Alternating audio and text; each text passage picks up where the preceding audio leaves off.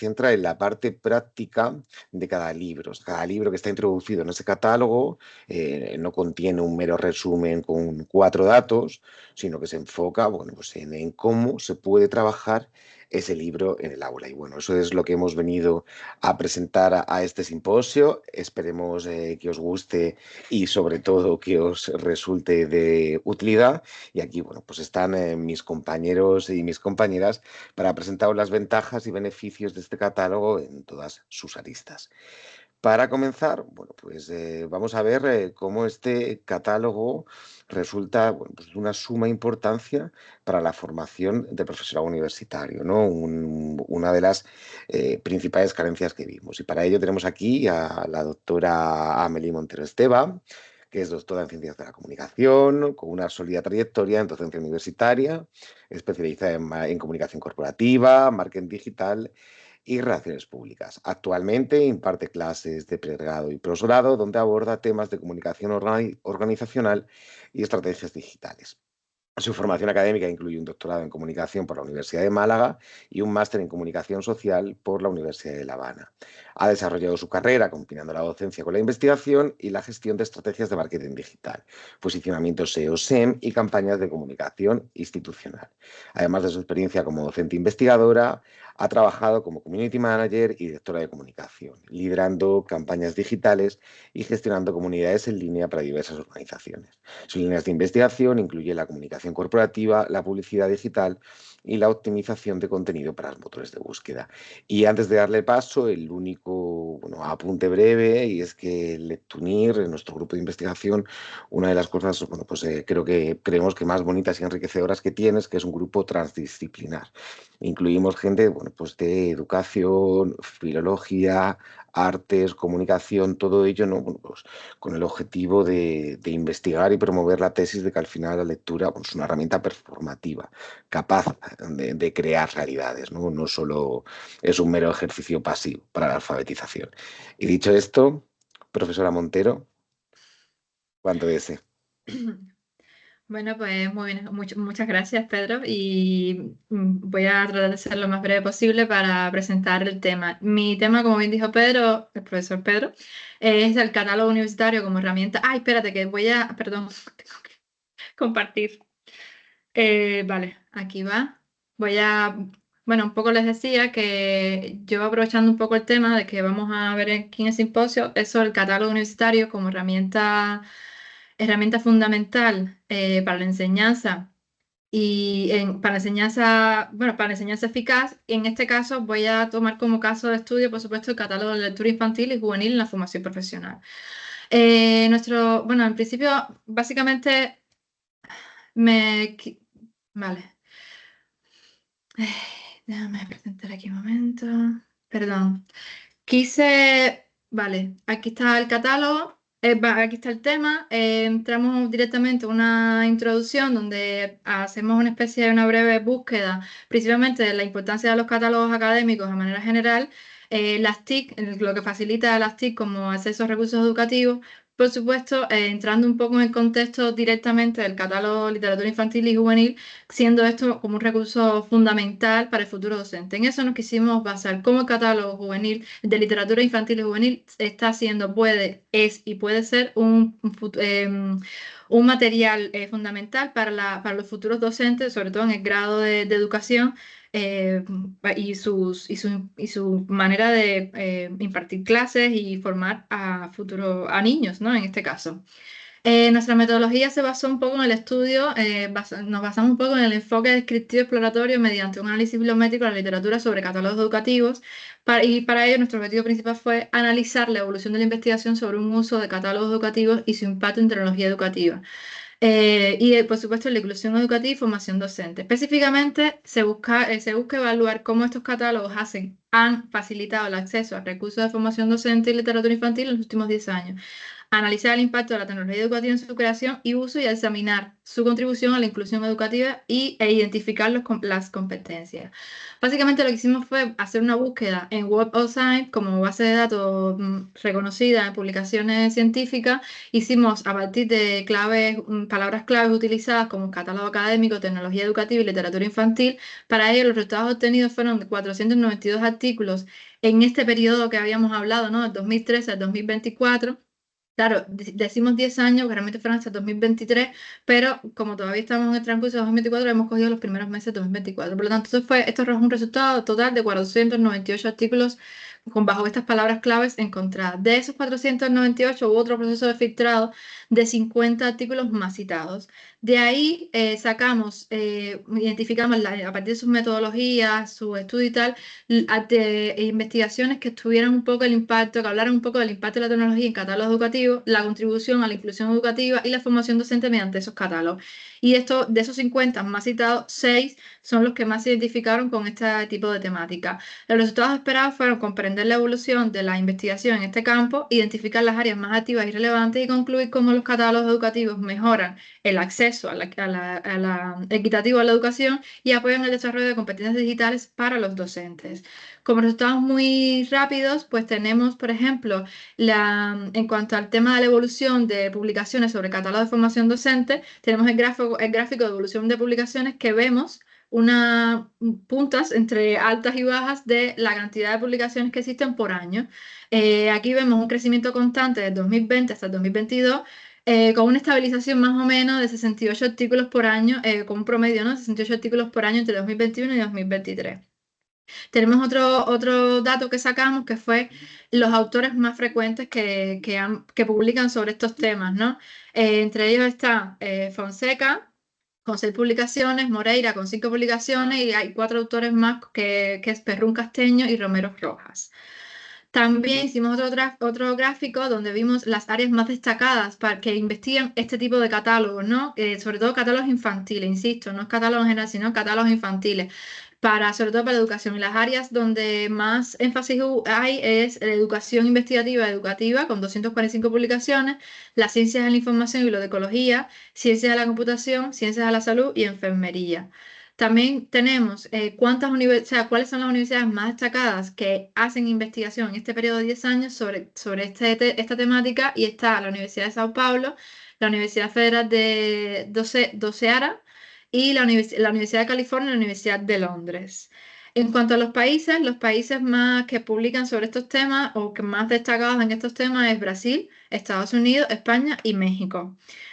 También vimos, bueno, en los idiomas, hicimos un filtro de idiomas y vimos que, por supuesto, evidentemente hay más publicaciones en inglés con estos temas, para un total de 329 publicaciones. Todo esto fue en base a los 498 artículos que encontramos al inicio.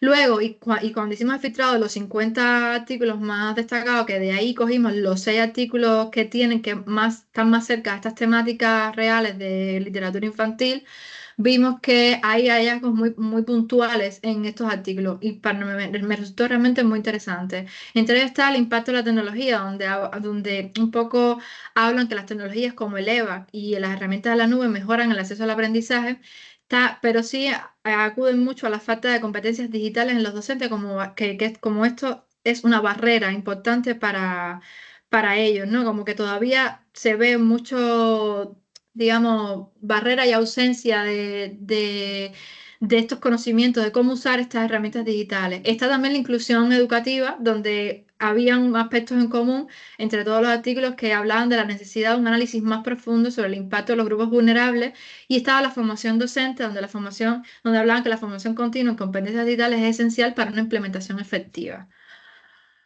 Como discusión general, una de las cosas de los hallazgos fue que subraya que el catálogo universitario en general, especialmente de la literatura infantil y juvenil, es esencial en la formación docente, proporcionando recursos literarios adecuados para la enseñanza de la literatura. La tecnología educativa ha transformado el acceso a la información a través de herramientas, especialmente en entornos virtuales del aprendizaje como es el EVA.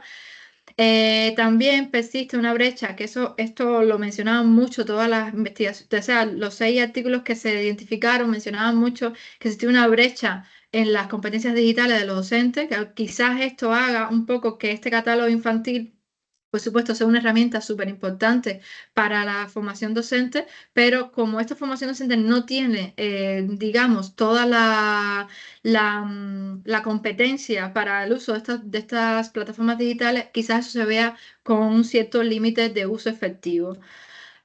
También vimos que los catálogos digitales tienen el potencial de fomentar la inclusión educativa y facilitar los accesos en cualquier momento, como es este catálogo de literatura infantil, donde toca diversos temas, sobre todo en los sentimientos, la inclusión, diferentes tipos de personas, ¿no? Que se sientan un poco incluidas en dependencia de su entorno. También vimos los desafíos como infraestructura tecnológica y el acceso equitativo a las TIC sigue siendo un obstáculo, especialmente en las regiones con menos recursos. Por último, la incorporación de las tecnologías como la inteligencia artificial en los catálogos abre nuevas posibilidades. También vimos que la inteligencia artificial viene no a sustituir las bibliotecas, ni mucho menos los catálogos, sino sencillamente también se está usando, las bibliotecas sobre todo están usando la inteligencia artificial como para dar, digamos, reconocimiento y recomendaciones de catálogos, sobre todo de esto, ¿no? El catálogo de literatura infantil para la formación docente. Como impacto, como conclusiones específicas, impacto fundamental, el impacto de la tecnología y el uso de los catálogos, o sea que cada vez más los catálogos ya dejan de ser más físicos, sino están más, digamos, integrados a las tecnologías, sobre todo en la nube. La tecnología ha ampliado enormemente el acceso y la funcionalidad de los catálogos educativos, eso no es cierto, permitiendo selecciones más diversas y personalizadas.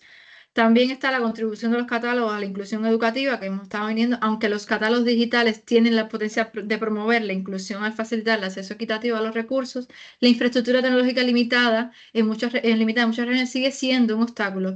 Para que los catálogos realmente contribuyan a la equidad, es crucial mejorar el acceso a las TIC y apoyar a los docentes en el uso eficaz de estos recursos en las aulas. Y por último está el papel del catálogo de la literatura infantil y juvenil en la formación docente. Este catálogo no solo ofrece una selección curada de textos, sino que también proporciona a los docentes herramientas para seleccionar lecturas que fomenten la diversidad de pensamiento crítico en sus estudiantes. Por lo tanto, se convierte así en un recurso indispensable para la enseñanza eficaz de la lectura, ayudando a los futuros docentes a desarrollar competencias pedagógicas fundamentales. Y hasta aquí toda la investigación que... Ay, espera. Vale. Hasta aquí toda la investigación que he podido hacer. En principio, para cumplir un poco con la importancia de estos catálogos que veníamos haciendo, yo creo que la principal conclusión de todo es que efectivamente el catálogo, sobre todo en el aspecto de la literatura infantil, está ganando cada año más potencia en cuanto a su uso, en cuanto al uso y sobre todo en la formación docente. Docente quiero decir para los grados de pedagogía, de profesores sobre todo del área de la etapa infantil. Para eso, un poco transmitir historia, transmitir etapas y un poco atraer a los estudiantes tanto a la literatura como a que hagan una lectura identificativa de su propia formación, de su propia identidad, que es un poco lo que viene a traer la literatura en sí. Bueno, pues muchísimas gracias, Amelie. Ha sido súper interesante. Y seguimos entonces con la segunda ponencia que tiene que ver con la clasificación temática y la practicidad, ¿no? Queremos ver un poco la potencialidad que tiene esta nueva forma en que hemos diseñado el catálogo. Y para esta labor tan importante, bueno, pues tenemos al doctor Álvaro Clavijo Corchero, que es profesor sustituto en el área de didáctica de la lengua y la literatura de la Universidad de La Rioja. Su línea de investigación es bipartita, puesto que por un lado estudia la presencia femenina en la literatura hispánica desde la Edad Media hasta el siglo XIX, ampliando los horizontes a la literatura contemporánea.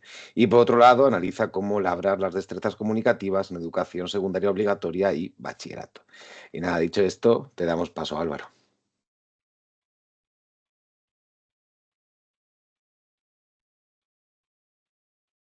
Ay, perdona, se había quedado atascado. A ver, comparto ahora Nada, no te preocupes.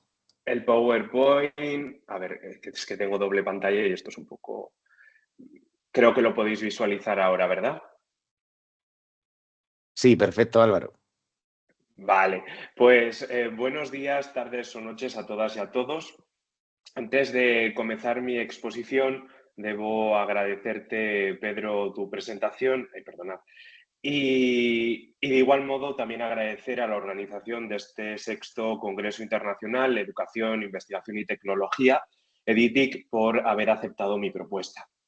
En mi presentación les hablaré escuetamente de una manera innovadora de construir un catálogo de lecturas de literatura infantil y juvenil, comúnmente denominada LIG, clasificado por temáticas de actualidad que preocupan a la sociedad, tal y como el que ha desarrollado el grupo de investigación Lecturing, y que sirve no solo para proporcionar las bases para crear un hábito lector, sino también para proporcionar una educación en valores, tal y como reza la legislación educativa vigente, la LOMLOE. Por ende, sin más dilación, doy comienzo. La instauración de un hábito lector en el alumnado de educación infantil y educación primaria es un desafío bastante significativo, puesto que el equipo docente de ambos niveles educativos y, de igual modo, las familias concienciadas en esta habilidad han de afrontar para asegurar que sus discentes y también descendientes continúen leyendo durante su adolescencia y edad adulta. Si bien estos grupos etarios son más fáciles de convencer, no cabe duda de que las lecturas seleccionadas deben coincidir con sus intereses y motivaciones, para que así el acto lector no se convierta en una habitud aburrida, empalagosa y, en definitiva, obligada y detestada, como perfectamente indican Delgado et al. En 2020. Sin embargo, la elección de obras pertenecientes al ámbito de la literatura infantil y juvenil puede convertirse en un obstáculo ingente debido a la gran variedad de estilos, géneros y temáticas. En consonancia, se dificulta la elección de textos que no solo capten los deseos del grupo clase, sino que también cimienten las bases de cualquier saber básico o de cualquier valor cívico, tal y como indica la ley orgánica por la que se modifica la Ley Orgánica de la Educación en sus disposiciones generales, que es la cita que pueden observar en la parte inferior de la transparencia. Con el propósito de abordar y enmendar estas problemáticas, mi presentación se propone esbozar la creación de un catálogo de lecturas temáticas, evidenciando a su vez sus beneficios. Por tanto, este catálogo lector tiene la finalidad, como defiende el grupo Lectunir, de adentrarse en el maravilloso mundo lector desde una perspectiva temática y garantizar la sanación, indagación y exploración literarias. Antes de adentrarme en ese proceso, estimo conveniente definir brevemente qué es un catálogo de lecturas. El Diccionario de la Lengua Española, en 2024, en su versión web, lo define como la relación ordenada en la que se incluyen o describen de forma individual libros, documentos, personas, objetos que están relacionados entre sí. Por ende, la función principal de un catálogo es la compilación de lecturas que tengan un lazo de unión, ya sea por su autoría, la edad a la que están dirigidas, su editorial, etc. Pero la clasificación temática es uno de los puntos fuertes en su construcción, ya que va a garantizar la recopilación de obras de diverso estilo y género que abordan la misma cuestión emocional y social. Por ello, segmentar las obras LIG en temáticas que evidencian los intereses y preocupaciones contemporáneas asegura una simplicidad a la hora de adaptar las lecturas no solo a los objetivos pedagógicos del propio equipo docente, sino también a la hora de cumplir las competencias clave, los saberes básicos y las competencias específicas de cualquier materia. Cabe decir que esto ambientado a España. Andando ahora en la conformación del catálogo, este debe desarrollarse en un formato digital interactivo, como el que propone el Lectunir, el cual permite una navegación rápida y sencilla. Análogamente, ha de primar una actualización continuada con el fin de mostrar, claro está, las nuevas obras LIG en el mercado. Por su parte, la clasificación temática del catálogo debe ser funcional y relevante, es decir, debe fomentar el desarrollo personal y social del alumnado.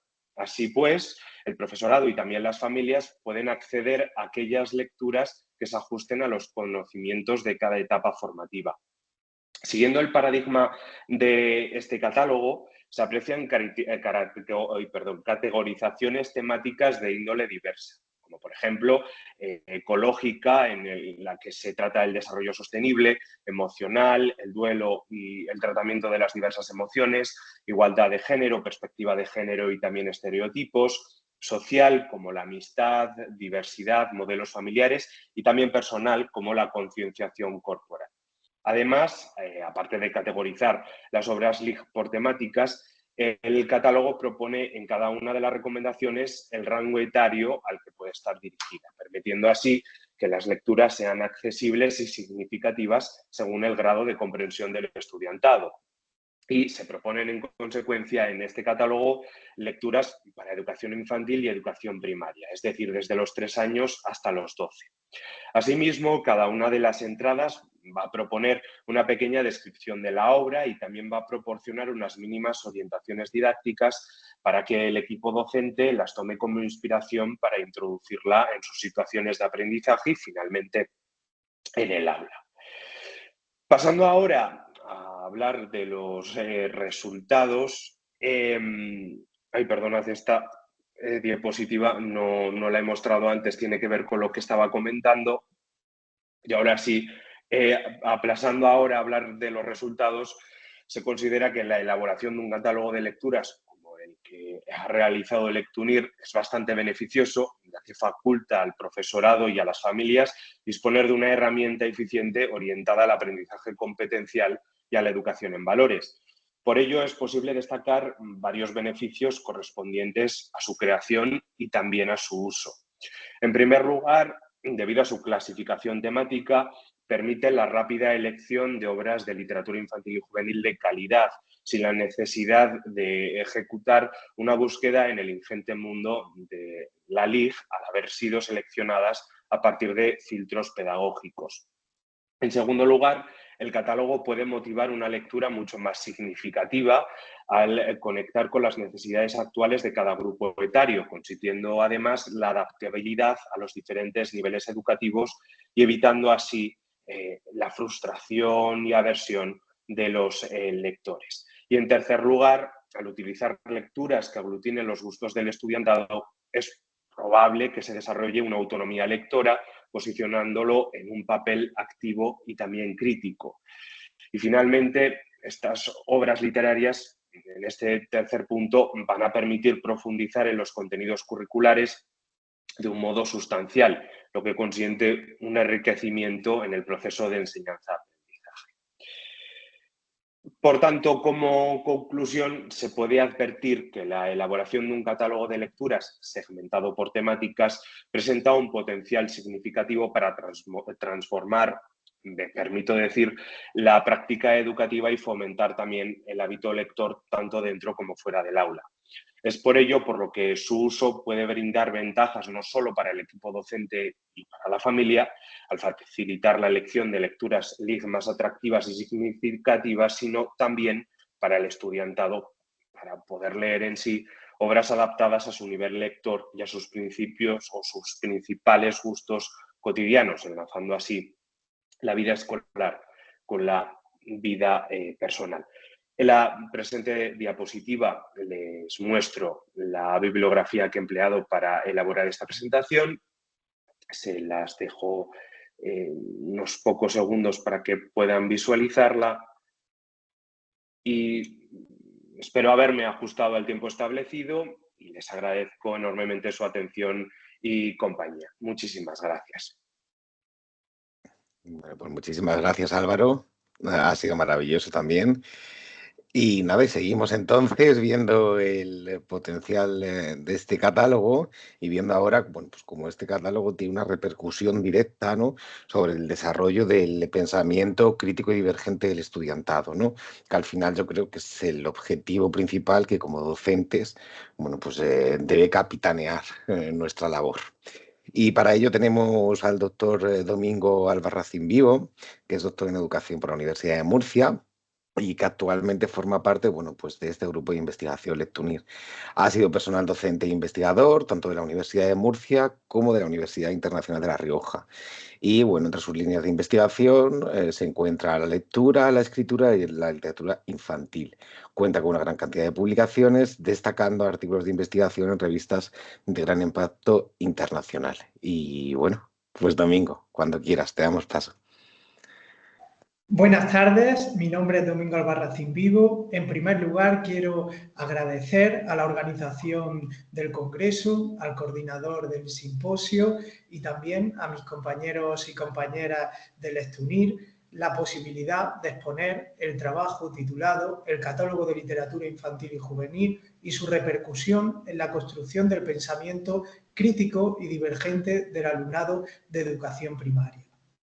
En cuanto a la introducción, conviene hacer hincapié en el contexto actual en el que se encuentran nuestros estudiantes de educación primaria, ya que están expuestos a grandes cantidades de información en la cual les cuesta discernir entre aquel contenido que tiene la calidad suficiente para superar las problemáticas y las situaciones de su día a día.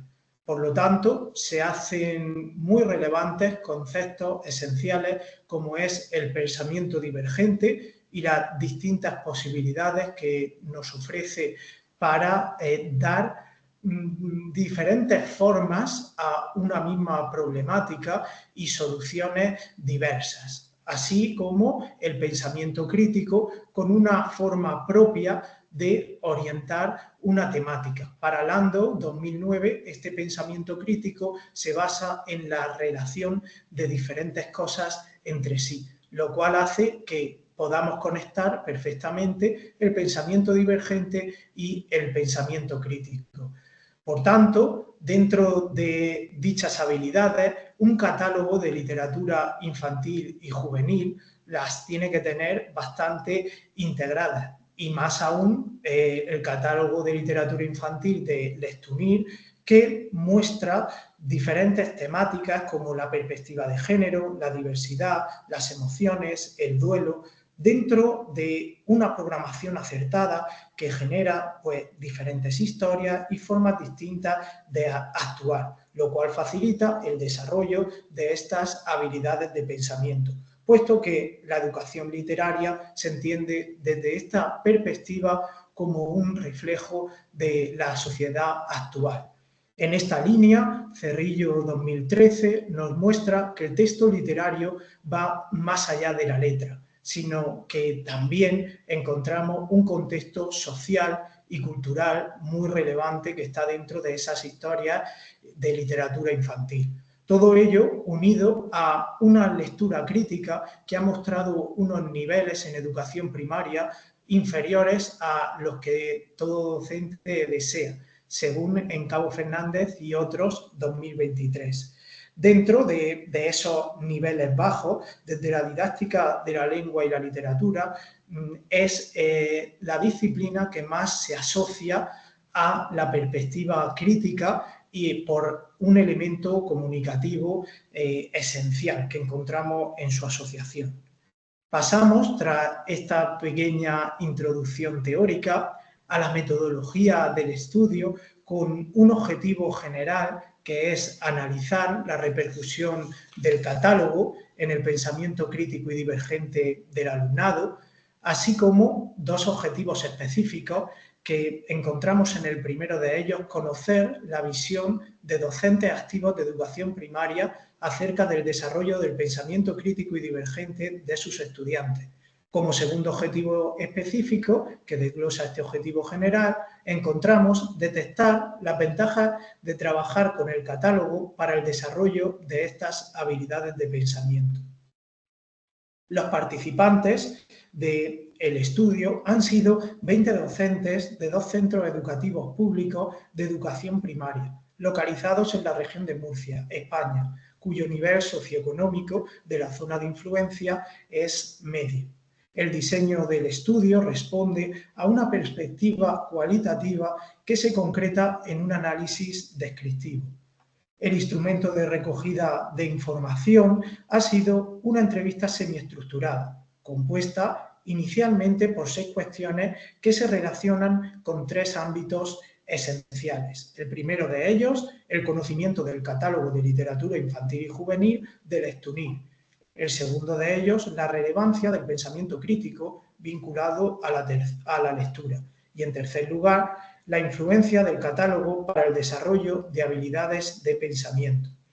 El procedimiento que encontramos en el estudio ha seguido los siguientes pasos. La presentación grupal del catálogo del STUNIR a los docentes que han participado en el estudio en dichos centros que hemos nombrado anteriormente. Las entrevistas individuales a cada uno de los docentes. En tercer lugar, el análisis de la información con el programa informático Atlastir y, por último, la obtención de los resultados, los cuales se exponen en las siguientes diapositivas. En cuanto al objetivo número 1, relacionado con esa visión docente acerca de la importancia de la alfabetización en estas habilidades, los docentes de educación primaria entrevistados consideran prioritario su desarrollo en la educación actual y encuentran en la literatura infantil un contenido y de forma simultánea un recurso adecuado para potenciar el pensamiento crítico y divergente de sus estudiantes. Respecto al objetivo número 2, asociado a las ventajas del catálogo de literatura infantil y juvenil, muestra entre las respuestas más citadas la diversidad de perspectivas para fomentar el análisis respecto a un tema concreto, la elección informada de las lecturas que genera dicho catálogo, la adaptación de las lecturas tanto al nivel como a las necesidades que muestran nuestros estudiantes en educación primaria, la integración de lecturas en proyectos y trabajos temáticos concretos por su diversidad temática y el apoyo en la interpretación crítica y divergente del docente tras cada una de las lecturas que realiza con los estudiantes. En cuanto a la discusión, podemos decir que la importancia que aportan los docentes entrevistados al desarrollo del pensamiento crítico y divergente, así como la consideración de la literatura infantil y juvenil como un medio esencial para desarrollar habilidades de pensamiento, conecta con las necesidades de una sociedad que cada vez requiere una mayor capacidad para filtrar la información que recibe. Por tanto, una de las grandes finalidades es pasar de esa lectura literal que hemos nombrado anteriormente a una lectura crítica en la que la interpretación de la misma tiene un papel muy relevante. Al mismo tiempo, la variedad de historias asociadas al catálogo del STUNIR en relación con una temática socialmente relevante, como puede ser la diversidad, la perspectiva de género, el duelo, nos permite debatir decisiones y las formas de actuar de los personajes, trabajando dichas habilidades de pensamiento. En cuanto a las conclusiones, podemos mencionar dentro de las implicaciones más relevantes que el catálogo de literatura infantil y juvenil del STUNIR es un recurso válido para los docentes de educación primaria en el desarrollo del pensamiento crítico y divergente de sus estudiantes. Las limitaciones, como se pueden observar, son el tamaño de la muestra, puesto que podría ser más amplio, aunque se trata de un estudio cualitativo en el que la representación de dicha muestra no es lo más relevante. Se puede deducir que el estudio se encuentra en una fase inicial, encontrando como futuras líneas de investigación el aumento de dicha muestra, también la implicación de otros elementos de la comunidad educativa y otros agentes, como podrían ser las familias, y estas son algunas de las vías que nos pueden posibilitar unas futuras investigaciones dentro del catálogo y el pensamiento crítico y divergente de los estudiantes. Esto es todo. Muchas gracias por su atención y quedo a su disposición para ofrecer respuestas a los posibles comentarios o cuestiones que puedan surgir. Muchas gracias. Bueno, muchísimas gracias a ti, Domingo, como siempre espectacular. Y vamos entonces, bueno, pues con otro de los pilares que sustentan este catálogo, y es el hincapié que hemos hecho, ¿no? En lo que es las emociones. Al final nos encontramos, ¿no? Aunque vivimos en una sociedad, bueno, pues lleno de adultos y adultas medio traumados, ¿no? Porque no entendemos, apenas sabemos identificar las emociones, incluso aunque sepamos identificarlas, muy pocos y muy pocas sabemos gestionarlas. Entonces, bueno, un aspecto en el que en el currículo ha hecho muchísimo hincapié ya desde hace bastantes años y nosotros hemos hecho todavía un mayor hincapié dentro de este catálogo. Y de esto nos va a hablar, bueno, pues la doctora Claudia Costa, que es profesora de la Facultad de Educación en la Universidad Internacional de La Rioja. Es doctora en Ciencias de la Educación, con mención cum laude por la Universidad de Alicante y estudios superiores de doctorado en Orientación e Intervención Psicopedagógica. Desde 1993 investiga sobre la formación docente en el contexto de la educación infantil y primaria, didáctica y organización de centros educativos y didáctica de la lengua y la literatura. Y además, desde 2007 atiende a proyectos de enseñanza de lengua portuguesa como lengua extranjera para distintos profesionales. Poliédrica ella también, bueno, pues es traductora, editora y autora de libros, así que nada más y nada menos. Y aquí te damos el te damos el paso, Claudia. Un placer contar contigo. Muchísimas gracias, Pedro. Muchísimas gracias, compañeros, por la oportunidad de contar un poquito, ¿no? O hablar un poquito de lo que son las emociones. A eso estamos, ¿no? Y por qué no emocionarse y emocionarte en la educación, ¿no? Abordar las emociones en la literatura, tanto infantil como juvenil, es una otra forma de educar. Y para eso estamos, ¿no? Para emocionarnos, para emocionar y para emocionar a otros. Bien, nuestra propuesta de investigación está muy direccionada a estudiar las emociones en el contexto de la literatura infantil, ¿no? Es una propuesta que viene haciendo un estudio muy concreto sobre qué significan las emociones para estos estudiantes y cómo estos profesionales, los profesionales que trabajan con estos estudiantes de educación infantil, piensan al respecto del concepto de las emociones. Bueno, dedicando un poquito a ello, vamos a analizar un poco la formación docente que reciben estos profesionales en el periodo de la formación a respecto de las emociones, cómo trabajan con las emociones en el contexto de su propia formación y en el contexto de la formación de otros estudiantes. Y además vamos a intentar relacionar estos conceptos con la lengua y la literatura. Bien, las emociones. ¿Qué son las emociones? Uy, las emociones nos tocan a fondo, ¿no? Y analizar cómo trabajamos estas emociones es uno de los pilares más comentados o bien investigados en la educación de hoy. Un profesor, cuando trabaja de modo significativo, trabaja con emociones, trabaja con su propia emoción y con la emoción de los estudiantes. Y bien, esta emoción está formada por algunos aspectos que incidimos en esta propuesta. ¿Cómo gestionar las emociones en el alumnado? ¿Qué protagonismo tenemos y qué protagonismo trabajamos en los estudiantes? ¿Cómo se gestionan las emociones a partir de la gestión educativa? Son los centros educativos.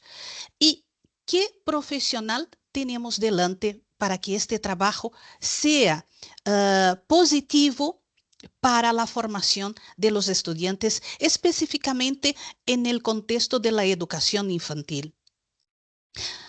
Protagonismo. En nuestra profesión tenemos que tener protagonismo. También compartimos el protagonismo con nuestros estudiantes. Así que es importante también poner en cuestión quién somos nosotros, qué identidad tenemos, ¿Quién son nuestros estudiantes? ¿Cuáles son los aspectos que fundamentan esta persona? Esta persona es importante. Esta persona se emociona. Esta persona está aquí para relacionarse con el otro. Y en esta relación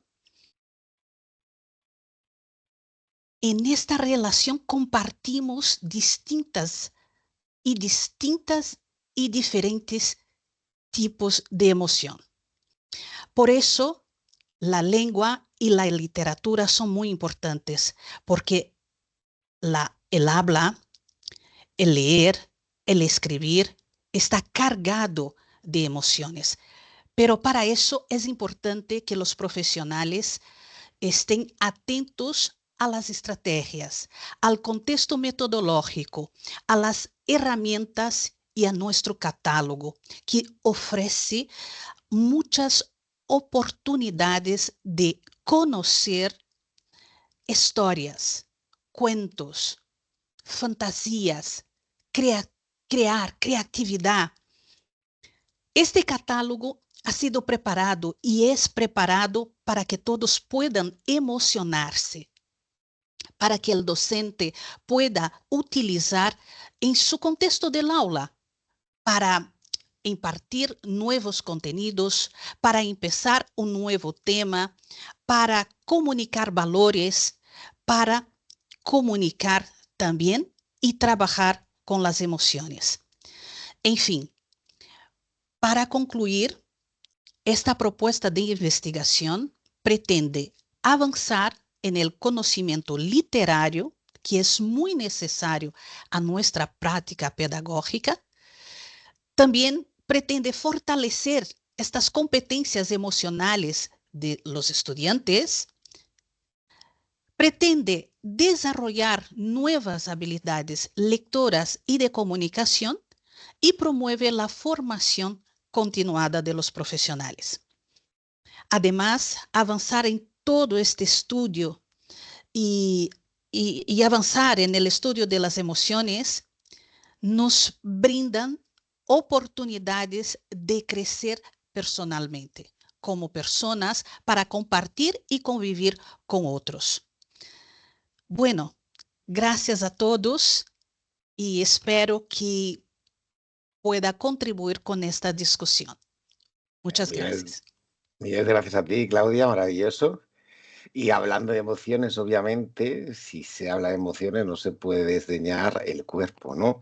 Porque al final todo lo hacemos desde un cuerpo sintiente y desde unas emociones que mueven al cuerpo a hacer cosas, ¿no? Entonces vamos a ver ahora y por último qué repercusión puede tener el catálogo entre entre esta relación entre el cuerpo y las emociones. Y para ello tenemos a nuestra maravillosa doctora María de los Ángeles Aldana, que es, y me encanta su descripción, mujer, madre, esposa y abuela, ya solo con esto ya tiene mucho, que se ha desempeñado como docente por más de 38 años, con formación académica en filosofía y filología, maestría y doctorado en educación, postdoctorado en administración y gestión de la calidad, cursa actualmente el doctorado en inteligencia artificial incansable, María de los Ángeles.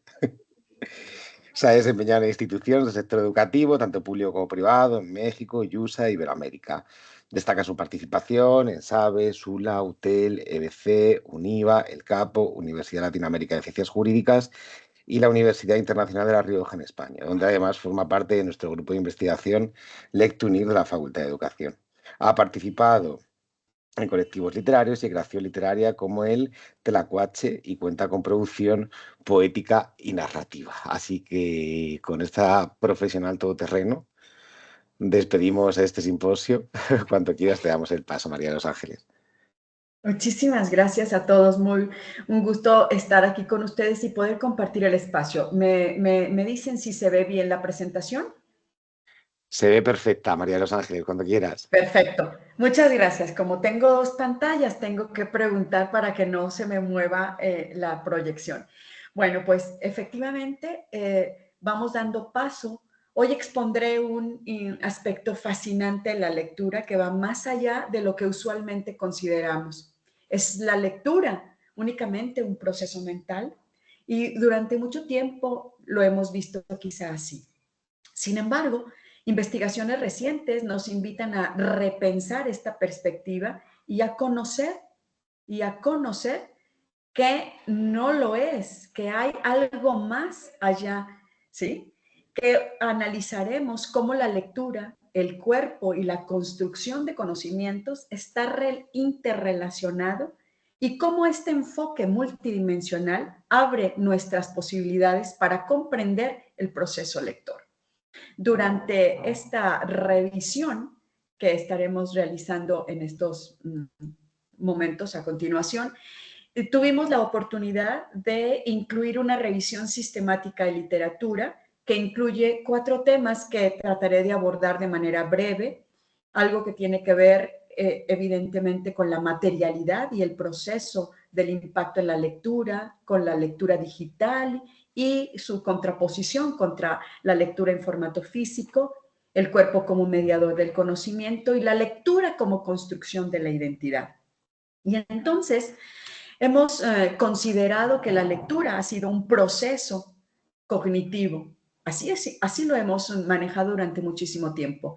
Hoy interpretamos símbolos, comprendemos palabras, construimos significados, pero todos estos estudios han llevado a demostrar que el cuerpo participa de una manera activa.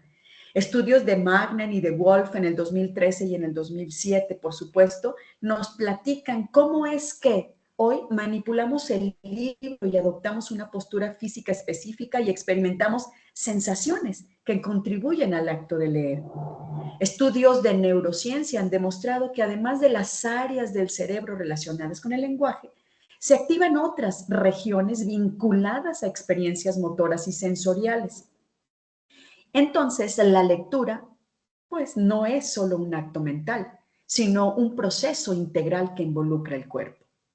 Y en la relación con los libros impresos, con la forma también que se resalta esta conexión entre el cuerpo y la mente, Haynes en el 2002 señala que el peso, la textura, el uso del color, el olor del papel, forman parte de nuestra experiencia cognitiva.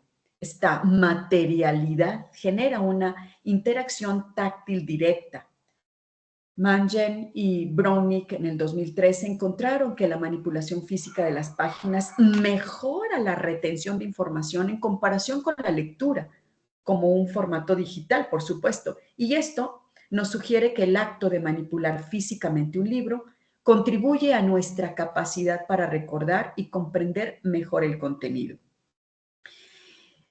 Y luego, cuando hablamos específicamente del auge en que las tecnologías digitales, en comparación con la lectura en formato físico, indican que la lectura en pantallas tiende, en cierta manera, a fragmentar la atención y reduce la capacidad para reflexionar profundamente sobre el texto, a diferencia de la lectura en el formato físico, que genera una experiencia más pausada, reflexiva, lo que mejora la comprensión y la retención. No obstante, también es cierto que la lectura digital ha democratizado el proceso al conocimiento y aquí es donde precisamente nuestra aportación más importante en el grupo de Lectunir tiene una palomita en este sentido. Aun cuando la lectura física puede ofrecer una experiencia más rica en términos de profundidad cognitiva, bueno, pues tenemos un estupendo catálogo que mis compañeros ya les han compartido con gran detalle. Y luego nos encontramos con que el cuerpo es un mediador crucial de la construcción del conocimiento. Señalamos que la lectura, aunque relativamente nueva en la evolución humana, se basa en circuitos neuronales profundamente conectados con nuestras funciones sensoriales, motoras, la postura, los gestos, y la lectura influye en nuestra capacidad para procesar y retener información. Estos estudios refuerzan la idea de que la lectura es una experiencia integral que va más allá de lo cognitivo.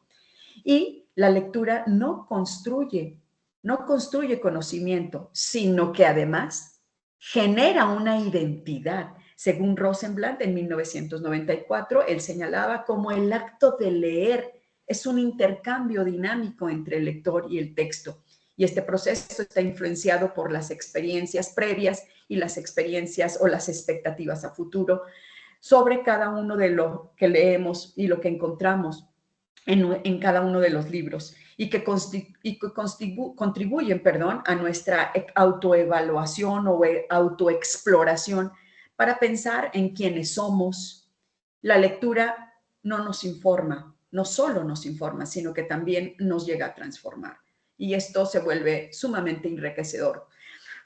Para hablar del ejercicio que en este momento tuvimos a bien poder participar, hicimos una revisión sistemática de la literatura y les comparto parte de la metodología que utilizamos. Este diseño de investigación se basa en una revisión que implica o llevó a cabo la identificación y evaluación de síntesis de estudios relevantes sobre la lectura, como los que les muestro aquí en la pantalla. Hablan sobre la lectura, el cuerpo, el conocimiento y, evidentemente, pues al ser una revisión sistemática de literatura, no se empleó un instrumento para recolección de datos, dado que el objetivo era explorar investigaciones ya existentes en los campos de la neurociencia, la cognición, los estudios literarios. Se seleccionaron artículos académicos, libros que ofrecieron una conformación profunda sobre la lectura que involucra los procesos corporales y cómo esta interacción influye en los aprendizajes. Se llevó a cabo un análisis crítico de estos estudios para identificar patrones comunes, así como áreas de divergencia en cuanto al papel que juega el cuerpo en el acto de leer. Y encontramos que diversos estudios muestran cómo la postura física, el manejo de un libro como objeto de percepción sensorial durante la lectura influye en la capacidad de comprensión y de retención. Igualmente, la relación entre el cuerpo y el libro afecta o interviene directamente en la memoria, en la imaginación, en la percepción del tiempo, lo que sugiere que la lectura no puede ser completamente despojada de su dimensión física, sin perder parte de su profundidad cognitiva. En el análisis de la relación entre la lectura, el cuerpo y el conocimiento a través de los libros, pudimos encontrar que estos textos revelan que la lectura es una actividad profundamente conectada con el cuerpo, el conocimiento, donde los procesos cognitivos, la motivación emocional y la interacción física se entrelazan para formar una experiencia lectora completa. La teoría transaccional de Rosenblatt, que contempla investigaciones cognitivas de Kinch, de Stanovsky, de Gottfried, de Miller, de Sullivan, proporcionan un amplio campo para entender cómo la lectura fomenta no solo el aprendizaje, sino también el desarrollo humano integral. Y podemos señalar que finalmente la lectura es una experiencia mucho más rica y profunda de lo que solemos imaginar. No solo es un acto mental, sino un proceso que involucra al cuerpo, sus interacciones, y tanto la lectura física como la lectura digital tienen sus propias ventajas, pero también tienen algunas limitaciones, por supuesto. En el caso de la materialidad del libro físico, nos ofrece una experiencia sensorial y cognitiva única. Reconocer esta conexión entre el cuerpo, la lectura y el conocimiento nos invita a reflexionar sobre cómo leemos y cómo aprendemos. Se sugiere, por supuesto, que en otro momento, para futuras investigaciones, sigamos explorando la relación entre la lectura, el cuerpo y el conocimiento en el contexto de los cambios tecnológicos actuales. Este hallazgo invita a que sigamos explorando el papel del cuerpo en la lectura, así como la implementación de estrategias que promuevan un equilibrio entre las prácticas de lectura en un formato físico y digital y en los entornos educativos contemporáneos. Por supuesto, que visiten las recomendaciones que el catálogo de Lectunir pues tiene para compartir con todos. Muchísimas gracias por su atención y quedo a la orden para cualquier pregunta relacionada con ello. Bueno, pues muchísimas gracias, María de los Ángeles. Un fantástico final. Y bueno, para culminar un poco, antes de que nos hagan las preguntas, ¿no? Las personitas que luego, bueno, pues vean este maravilloso simposio. Quería preguntaros ya a vosotros, ¿no? Al final, ¿cuáles creéis que han sido los pros y los contras más grandes a la hora de la elaboración de este catálogo? ¿Y cuáles creéis que son los nuevos retos, bueno, pues que nos esperan como grupo, ¿no? En relación al catálogo. ¿Qué pensáis?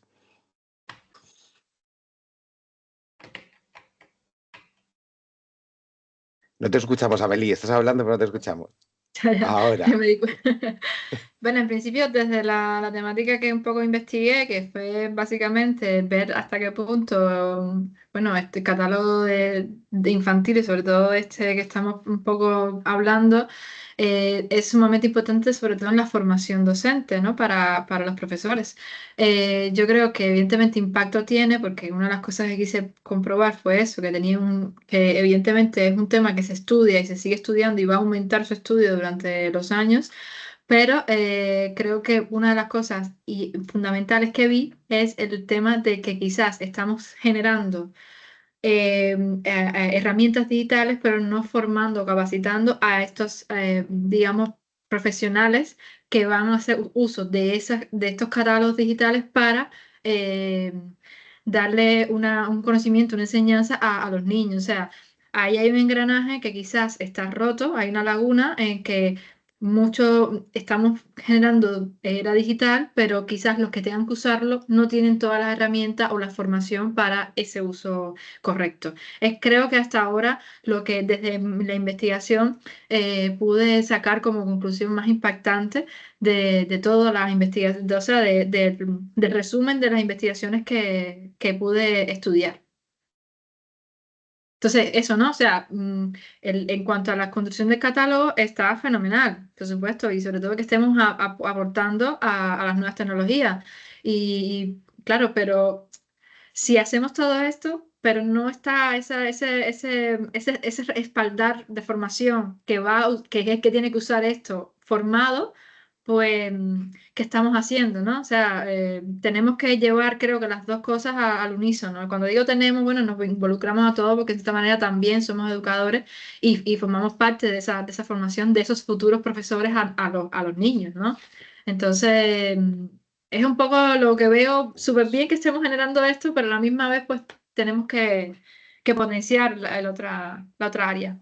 Muchísimas gracias, Amelie. Totalmente. En eso estamos comenzando. Dimos ya una primera charla en grados el cuatrimestre pasado. Ahora tengo constancia que Claudia María va a dar una charla estupenda también en unos centros.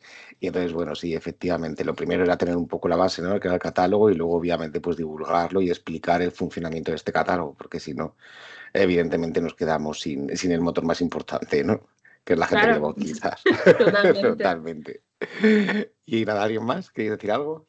Sí, solo puntualizar un detalle, ¿no? Además de la formación que ha comentado mi compañera, es importante también estudiar algunas variables que intervienen en este proceso de la formación, porque algunos profesionales sí reconocen como una gran herramienta, y de verdad lo es, ¿no? Es una herramienta que nos facilita la tarea docente y favorecen otras estrategias didácticas, pero a la vez muchos profesionales se ven, perdona el término, atascados en la burocracia del proceso de enseñanza, ¿no? Entonces, eso es una cosa más que tengo que hacer.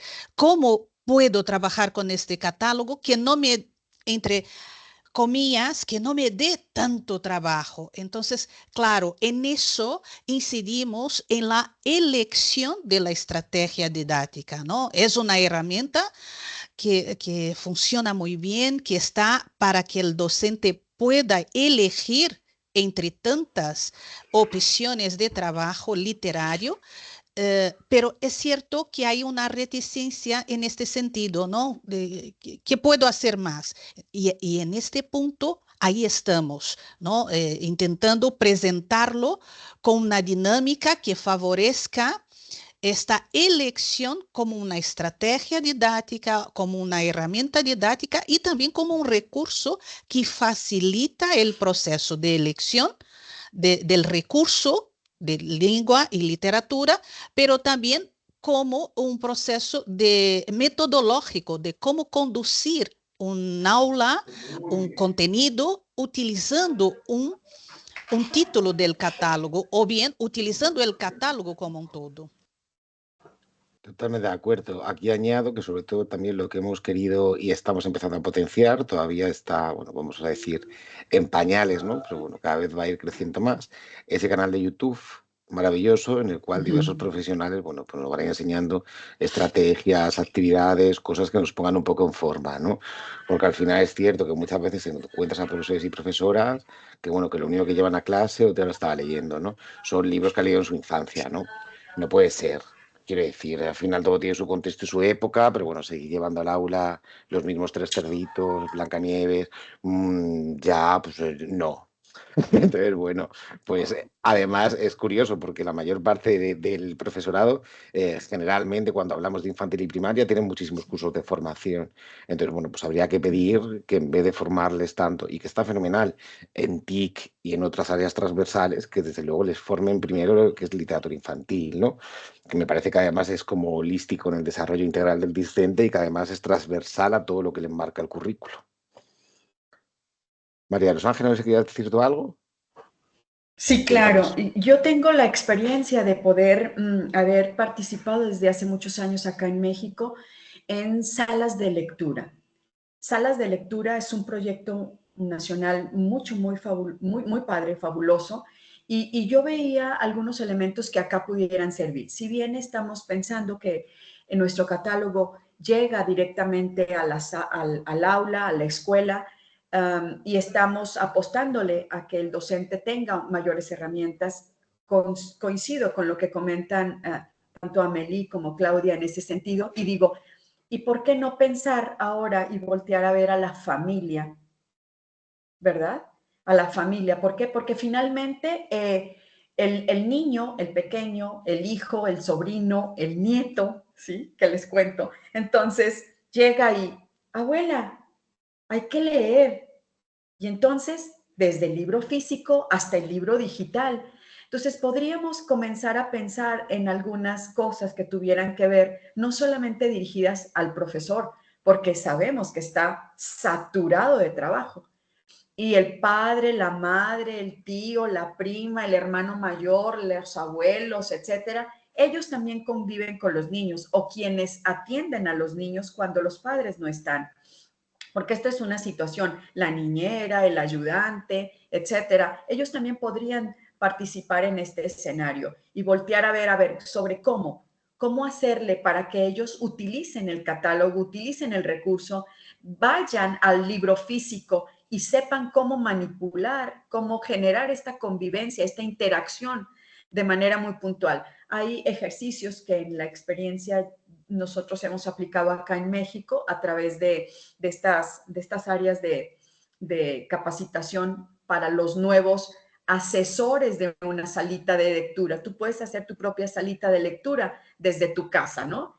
En el espacio donde el pequeño trabaja, donde está, en el rincón de su habitación, haces tu rincón de lectura y estas cosas, y van más allá de una condición específica. Yo creo que podríamos intentar, no sé, pensar en ellos quizás, no sé qué digan Totalmente de ustedes. acuerdo. Es otra de las acciones que vamos a llevar a cabo. Vamos, no puedo estar más de acuerdo. Es más, es otra de las cosas que leí ayer, que efectivamente se abra un mayor diálogo, ¿no? a las familias para poder, bueno, pues integrarlas, porque claro, al final, pues el niño o la niña tiene dos agentes socializadores principales, ¿no? Principal es la familia, obviamente, son tus raíces, ¿no? Y luego otros la escuela. Pero si algo se hace en la escuela y luego no se hace en casa, pues muy complicado.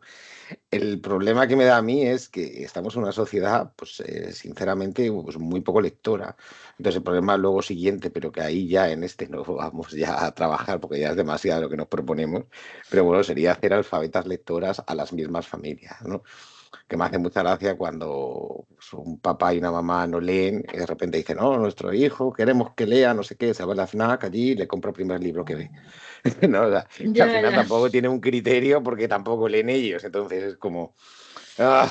Entonces, bueno, pues si esas charlas sirviesen también un poco para fomentar su alfabetización y su comprensión lectora, pues oye, mira, lo mismo creamos un mundo mejor y todo. Pues sí.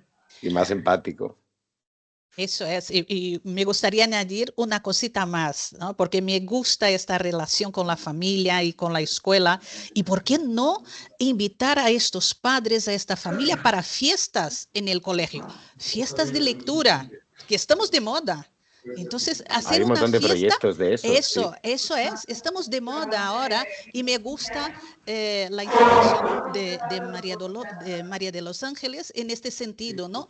Hace falta invitar a la familia, a los responsables, para hacer una fiesta de lectura en el centro educativo, ¿no? No es solamente la normativa, lo que tenemos que cumplir, las reglas, que ya lo sabemos todos, pero es importante también invitarlos a reunirse en el centro educativo para leer.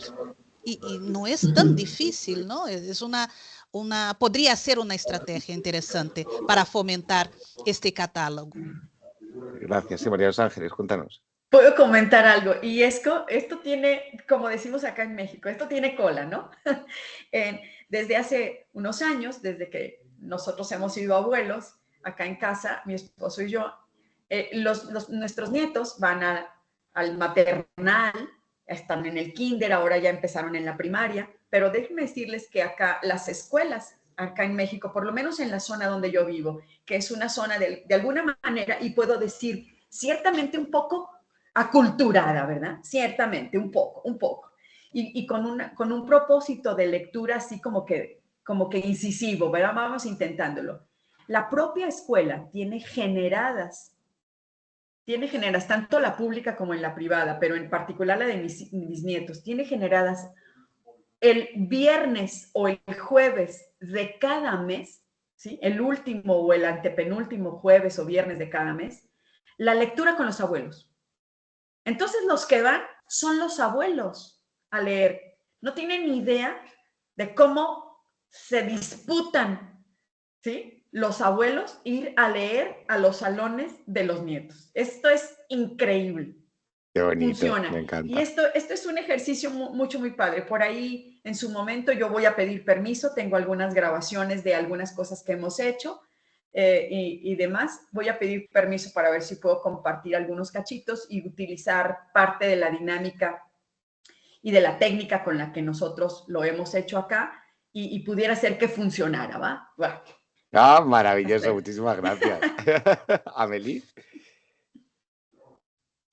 Yo es que particularmente me encanta la idea que hablan, ¿no? Pero yo es que acabo de ser madre, ¿vale? Y claro, mi niño ahora mismo está en la guardería, está con sus virus de guardería y todo lo demás, ¿no? Lo que le toca, su etapa lo que toca ahora mismo, todavía no está en este plan que claro que intentamos siempre, pues hay un libro muy famoso en mi país que se llama La Edad de Oro, que es de José Martí, que a mí me encanta porque es un libro que a mí me leyeron de muy niña, yo misma me he leído desde muy niña, ese libro se daba en las primarias, o sea, es un libro bastante famoso en Cuba. Y claro, yo lo tengo aquí como parte de mis raíces para un poco también mostrarle mi cultura a mi niño, pero bueno, mi niño todavía tiene 7 meses, o sea que todavía. Lo que pasa es que yo me encanta la idea de que puedan compartir con los padres, pero a la misma vez, estando aquí en España, claro, me genera un poco, no de ansiedad, porque a mí me encantaría, por supuesto, compartir con mis hijos, sobre todo esos momentos, esos inicios, ese momento de compartir y sobre todo una lectura que los forma, sobre todo yo parto por la parte de que los forma su propia, o sea, una lectura puede formar su propia identidad, ¿no? Y eso, por supuesto, es preocupante, sobre todo sobre lo que lee, lo que ve. Pero cuando estaba escuchando a Claudia, decía, Dios mío, si a mí ahora con esta presión de trabajo me dicen que tengo que ir a una lectura con mi niño, yo digo, espérate, me va a dar algo, ¿no? Porque Este es otro problema, es la conciliación, claro, efectivamente. claro, entonces a mí me encantaría hacerlo, pero ¿qué pasa? Que a la misma vez está el otro engranaje que tú dices, bueno, ¿por qué no lo hacen los fines de semana? Pero ¿quién ve a un profesor de primaria un fin de semana haciendo una actividad como esta? Le matas.